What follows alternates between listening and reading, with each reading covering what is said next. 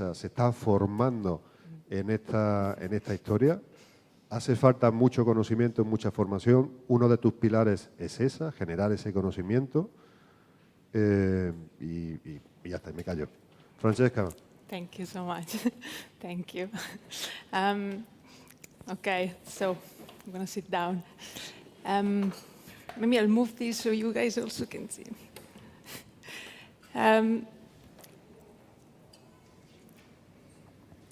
Yeah, so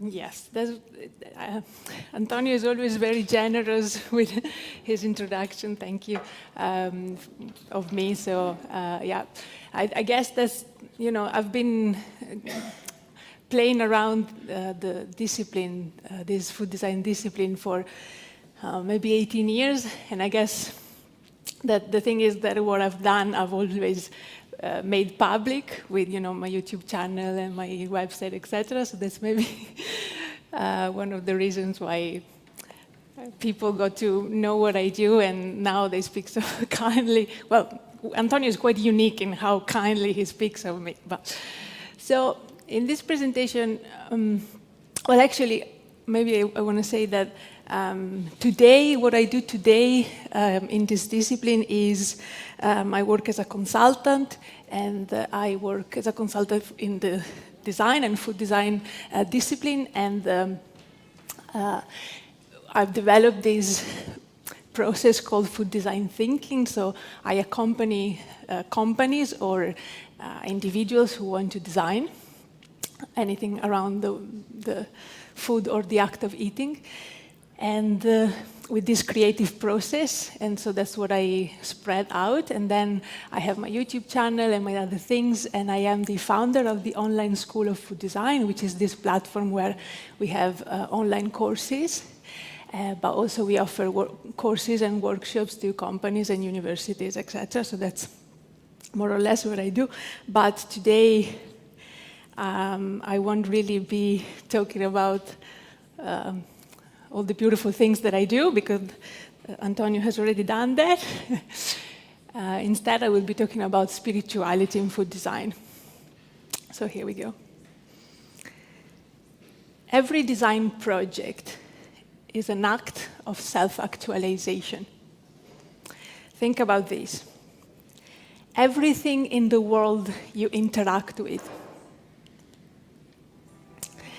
changes you.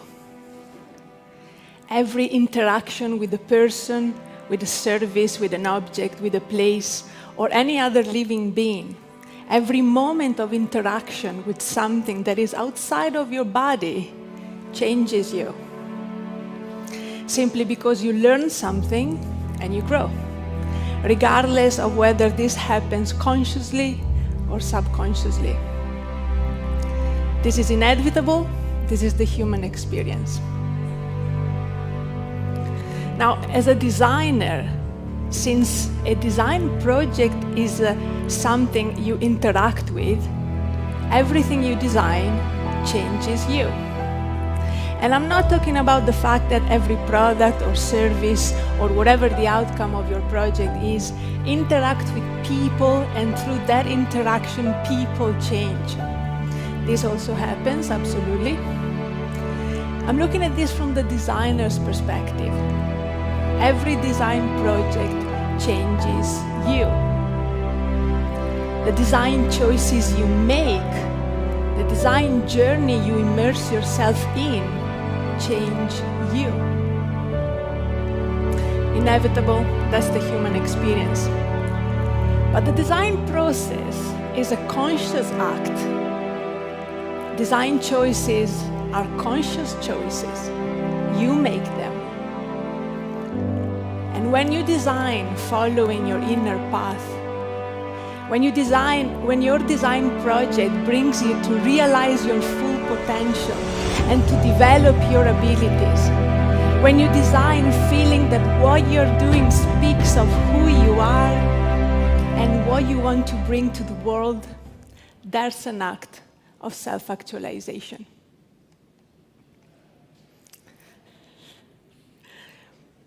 So, to the well-known sustainability triangle, where the three corners are economic sustainability, environmental sustainability, and social sustainability, I've added a fourth corner, and I have lifted it up to connect that corner to all three other corners. And I've transformed, therefore, this 2D sustainability triangle into a 3D sustainability pyramid. And at the fourth vertex, I added spiritual sustainability. Acknowledging not only how design can explicitly accompany people on their own journey of self-discovery, but also the spiritual journey of designers themselves and how what they design impacts their lives too. All great traditions on this planet, all great teachers and philosophers and thinkers we have had. Is the screen all right? Yes. All of these beautiful people teach us that we all have in us an ever-present, meaning-seeking flame. Most of us have felt it many times in our lives. Some of you might be feeling it right now. It's that sense of burning curiosity to figure life out, to figure out who we are and what we are here to do. That drive for inner development, for self-examination, the simple will to figure life out, to finally give ourselves to it completely. Spirituality is not related to religion. Religion can be a consequence or a possible outcome of or a journey for spirituality, but spirituality is also independent from religion.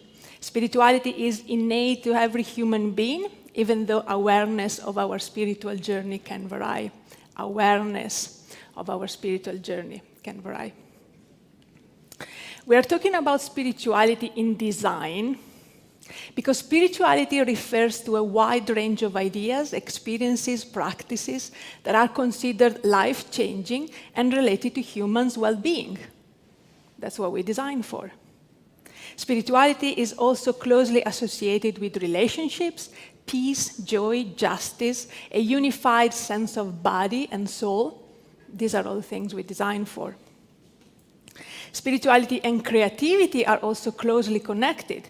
Creativity is pursued through practice, thinking and reflecting. The act of reflection is often aimed at the search for truth, balance, harmony, and anything related to living our best life possible. It has been widely recognized that creativity is the expression of the inner or the higher notion of human concern, and that art brings human beings to the spiritual journey of understanding and growth.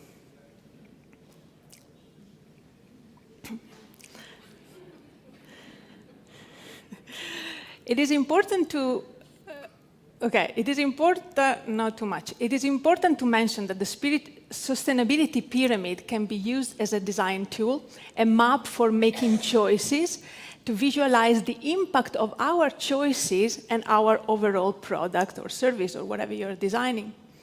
This is the way it is intended in this presentation, for example. In this sense, we can see the interdependence of our choice towards environmental sustainability and social sustainability. Or we can see the causality relationship between our choices towards economic sustainability and social sustainability and environmental sustainability. The spirituality pyramid can be used as a tool to check and assess throughout the process, throughout the creative process, interdependence, causality, correlation, and other relationship between any of the vertices. As designers, we are all aware of our users' needs, right? And we all know Maslow hierarchy. No, sorry, wrong one. Maslow, this is funny, I mean, look at it. I've lost it, okay. We all know Maslow hierarchy of needs. And how, at the very top, there's actually self-actualization. When we look at this hierarchy from a design perspective, we see opportunities. We can use these to make choices in our design project. We can use this to try and bring people to fulfill one or more of these needs with our products or services. I would like to propose a way of looking at this hierarchy from the perspective of the sustainability pyramid.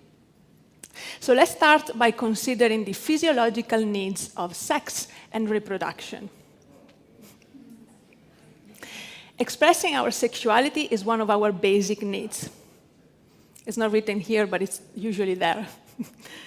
And it is a key component of our physical and mental health. Let's point out, though, that sexual needs are not shared by all human beings. Maslow usually also puts reproduction as a physiological need, and this also is not shared by all human beings. But for most people, sensual and sexual expression is a need. As designers, we have indeed plenty of opportunities to design products and services to help people satisfy these specific basic needs. But when we design with a higher purpose, when our design process is a conscious act of self-actualization, the product or service inevitably allows people, users, to fulfill higher needs too. Indeed, a product or a service that promotes sexual health or that aids the reproductive process can also fulfill the needs of belonging, intimacy, meaningful relationships, affection, and indeed, love. In the English language, we use the term having sex when we refer to our physiological needs, and making love when we refer to our belonging and love needs. An easy example of how addressing one can also address other needs higher up in this hierarchy. Sex seems to be related to the physiological need, but the moment sex is done with a higher purpose, the moment sex is considered a sacred moment of exchange between two human beings or more, then we talk about making love. And I actually personally find it quite interesting how we talk about making love, creating love, a concept that is shared in the Spanish language, hacer el amor, the Italian language, fare l'amore, Portuguese, German, and I'm sure many others. From the perspective of the sustainability pyramid, we can argue that the act of designing products or services that fulfills people's belongingness and love needs, besides their physiological need, is an act of self-actualization. Therefore, since design is a conscious process, since we make our design choices in according to our own moral compass and sense of purpose, design projects that fulfill needs for people, higher needs for people, are, or at least can be, a tool for designers' own personal spiritual development. Let's consider now a shelter. If we design for the physiological need, we design products or services that offer protection. We can stop there, and there's nothing wrong with that. But when we design with a higher purpose, when our design process is a conscious act of self-actualization, the product or service we design inevitably allows people to fulfill higher needs too. A shelter becomes part of a collective of shelters. Doors open to the community and hosting is allowed. Spaces become places for gathering, meaning-making, knowledge-sharing, and who knows, in the process, maybe even self-actualization for many of the people interacting with it. From the perspective of the sustainability pyramid, we can argue that the act of consciously designing a product or service with a higher purpose creates a process of self-realization and fulfillment for the designers as well.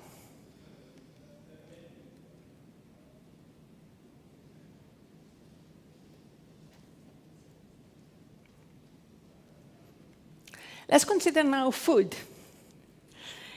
If we design food for the physiological need, we design products and services to feed people. We can stop here, nothing wrong with that. But when we design with a higher purpose, when our process is a conscious act of self-actualization, the product or service we design inevitably allows people to fulfill higher needs. Food becomes nourishment, cooking a moment to enjoy, and sharing a meal a way to make wonderful memories.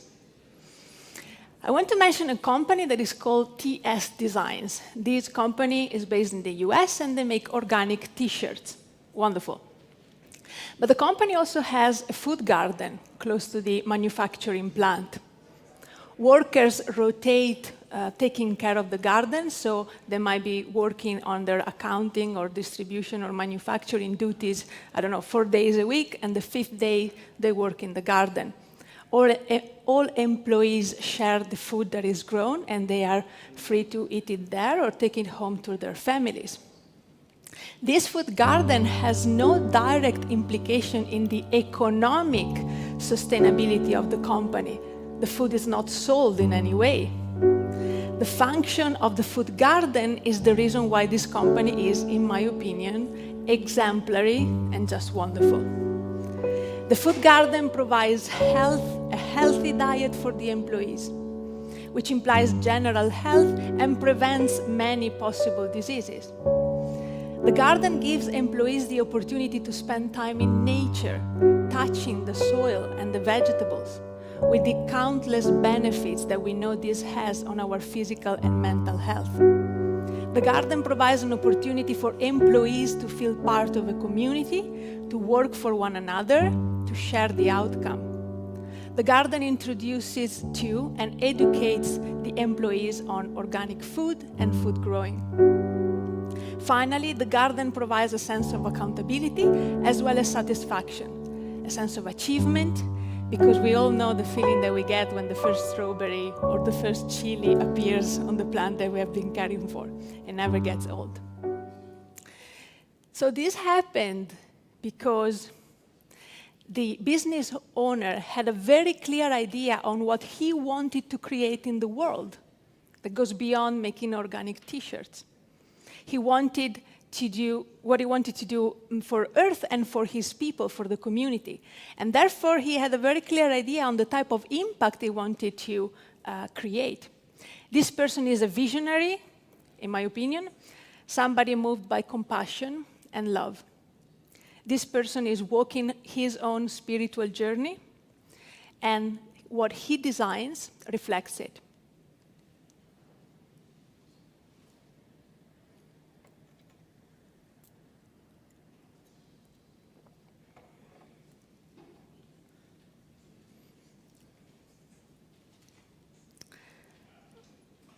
So we have seen how we can use the hierarchy of needs as a way of visualizing all the human needs for which we can design.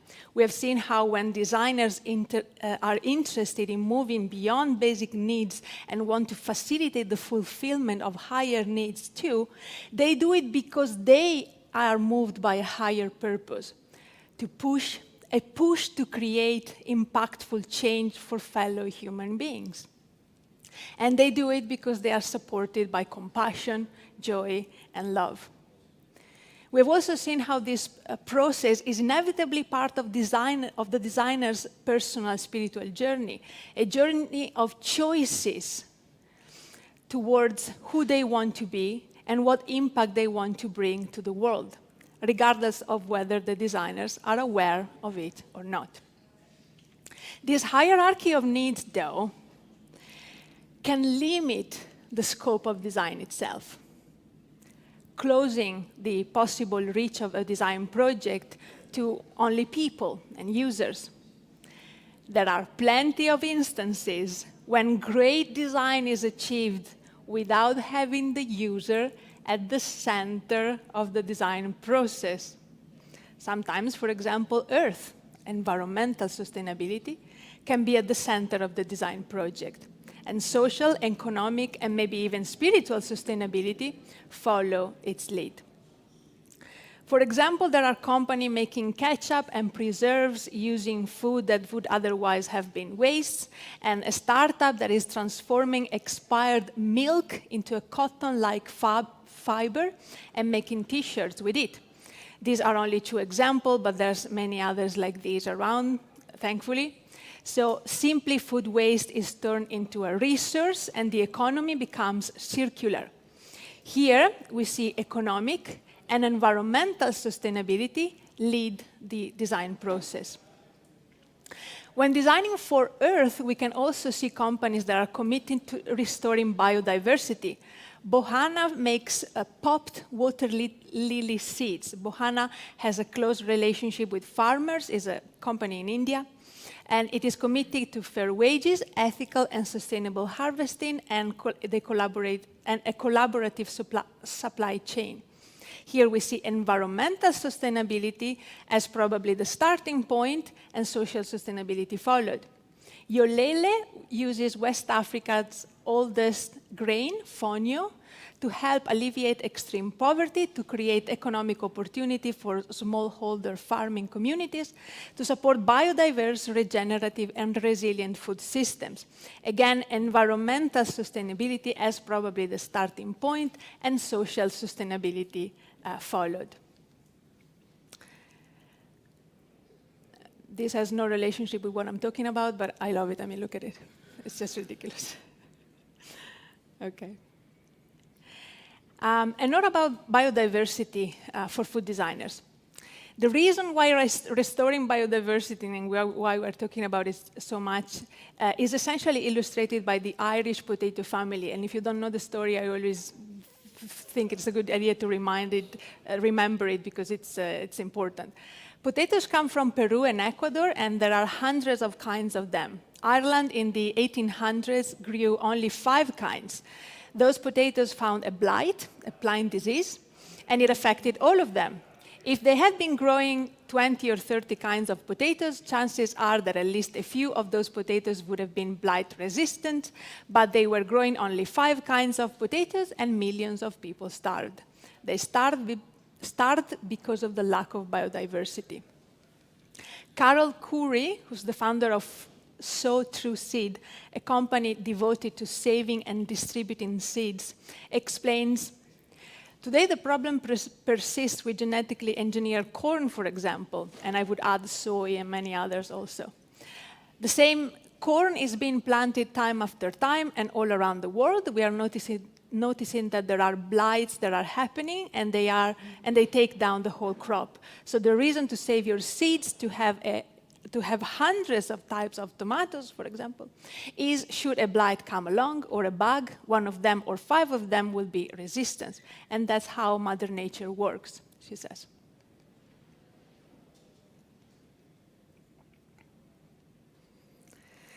Another example that I want to mention is that of the Appalachian Botanical. This company is restoring and revitalizing land destroyed by coal mining by repurposing it into a lavender farm. We love it because the company gives work to people who lost their job when the mine closed, and because it puts together 2 things that needed each other: acres of abandoned, blown up, deprived soil with a plant that happens to love poor soil, lavender. Lavender also happens to reduce toxic heavy metals from the soil, turning desolation, destruction into life and beauty.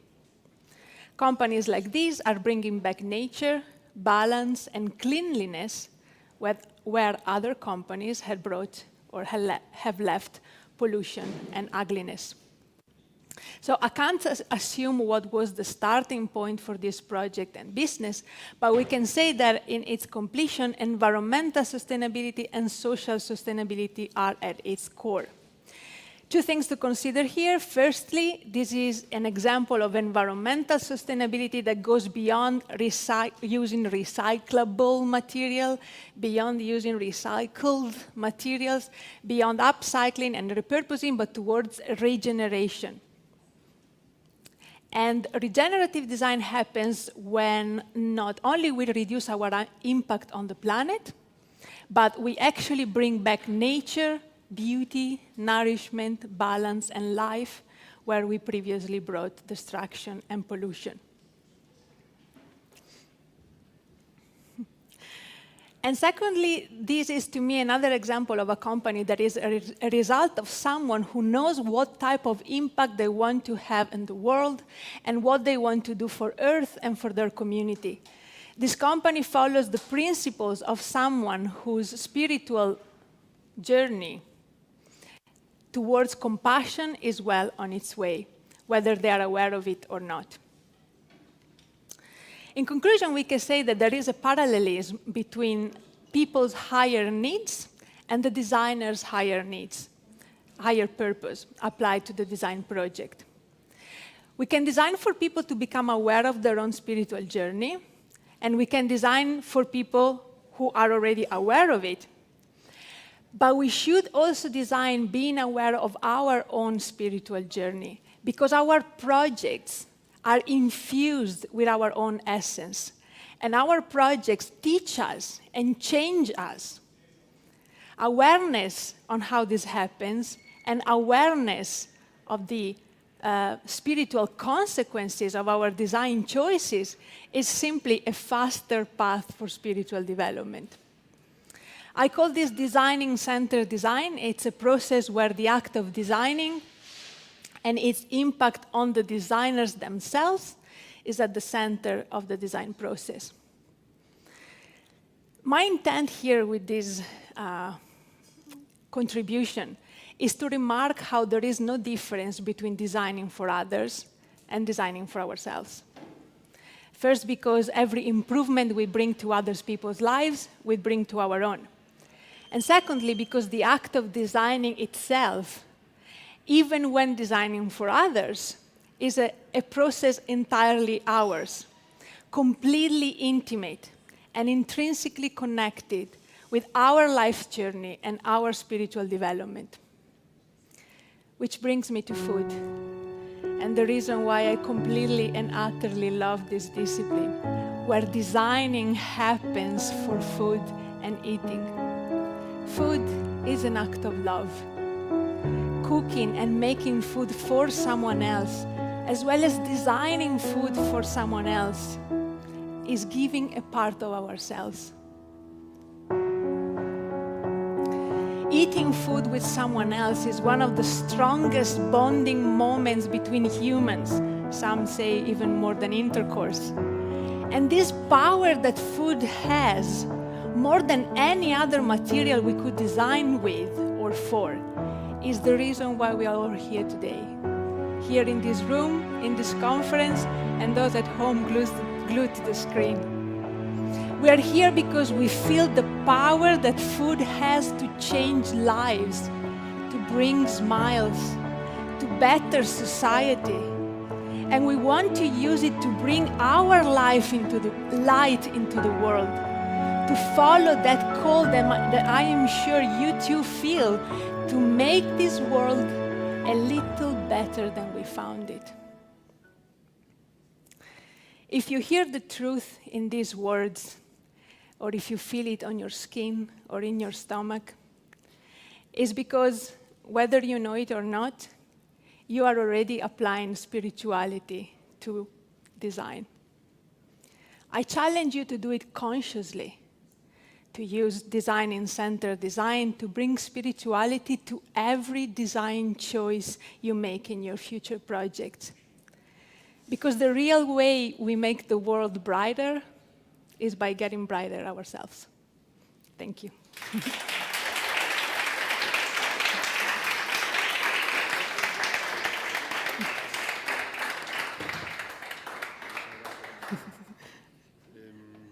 Bueno, muchas gracias. Thank you. Thank you. Muy bien.